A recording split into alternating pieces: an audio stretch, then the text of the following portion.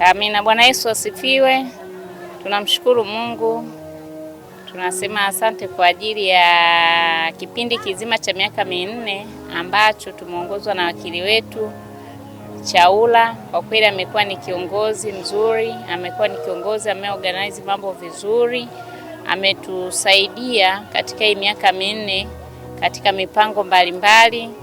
Pia amekuwa ni kiongozi anayetoa ushirikiano hasa kwa sisi wazee kwenye baraza la wazee. Tukiangalia hata maendeleo hapa tulipofika, ana mchango wake mkubwa sana.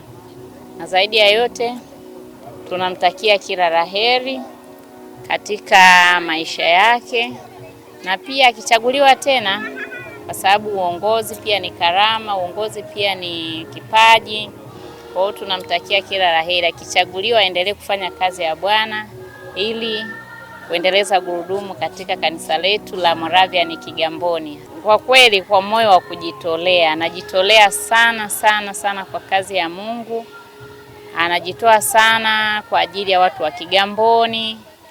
Katika hivyo siwezi kusahau, yaani kiongozi anayewajibika katika nafasi yake. Namshukuru Mungu sana kwa mtumishi wetu Chaula. Ametumika miaka mingi sana bila mawaa yoyote. Amemtumikia Mungu sasa na mapenzi jinsi alivyomtumia. Tutamkumbuka kwa mengi ambayo amefanya katika kanisa letu la Moravian.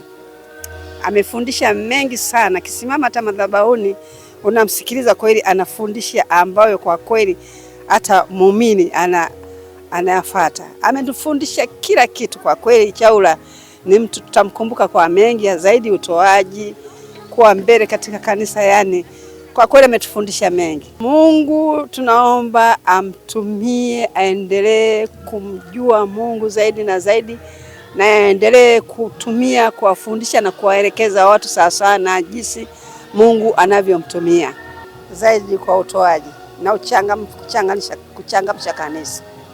Ndio sitakisahau.